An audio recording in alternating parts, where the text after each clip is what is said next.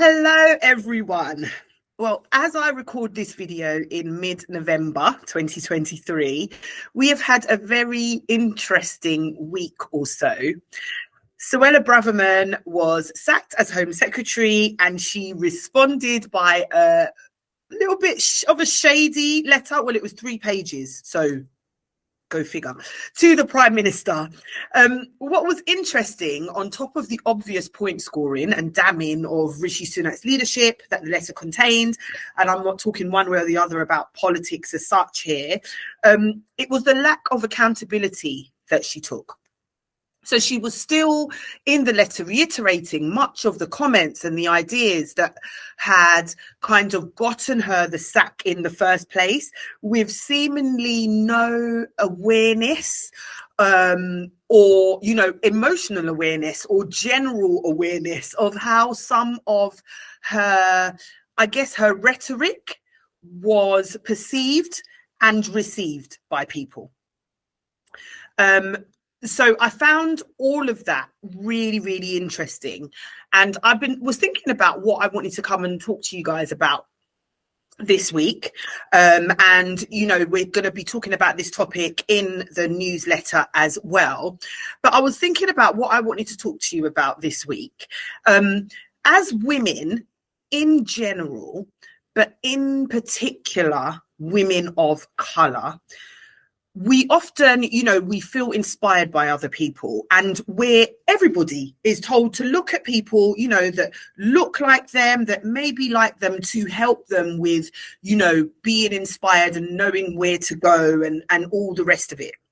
So we feel inspired by other women and women that look like us, those who seem like they've already traveled the path that we are on towards being accomplished or respected, and with a status that can be compared. I'm going to say something now. We like to look and be inspired by other women or women of colour that have a status that can be compared to that of a man. So that may have stung a few people. But the reason that I'm saying that is it's part of reality.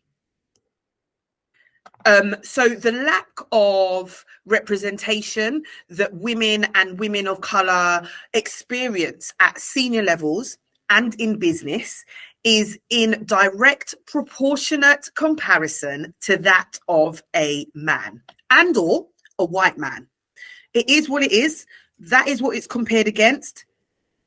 That is it. Okay. So moving back to Suella, a woman of colour who had a position of power, who was part of an establishment that was built on patriarchy and anti-blackness, should on paper be one of the very leaders that we, as women and as women of colour, should be falling over ourselves to have mentor us. However, she is, in my very humble opinion, actually a critical reminder to us that not everyone that looks like us is a worthy mentor. And I say all of this with the caveat that Suella, like many of us, is her behavior, the way that she moves in the world, is a result of her experiences and her environment. And speaking with the many female leaders that I do in the course of my work, I do speak to many that find it challenging to navigate knowing who they are in the context of what can be very challenging and pressurizing roles and work environments. So I say that with, we might be looking at how Suella is behaving, but she is in a very pressurized role. So let's just give that. I remember being told that when I started working in the City of London, that I needed to get a power suit. I needed to have a firm handshake and I needed to be more assertive. So women are often told verbally or more subtly to behave in what has been stereotypically established as male behavior. So women may, due to historical biases and gender stereotypes, feel pressure to conform to traditional male leadership styles in order to be taken seriously, to receive respect, and to advance their careers as a result of that. So this can result, most importantly, in a loss of your authentic identity, and therefore a loss for you not doing those roles in the diversity of thought that comes from having different and female perspectives and creativity. I'm going to talk about something in a minute, but just to stop and say here that for me, that has definitely been a struggle for me. As most of you know, I have a portfolio career. I work in the music industry, and I'm also very firmly in D&I, in corporate, all of that. And so how do I marry across those two dawns? And it's something that I'm going to talk about probably in a few weeks, actually. I'm going to talk about how we can be authentic in our career spaces, in our corporate spaces, which may not be how we are at home or in other spaces, but still bring our authentic personality there, but make it fit for purpose for the environment that you're in. But we'll talk about that in a few weeks. So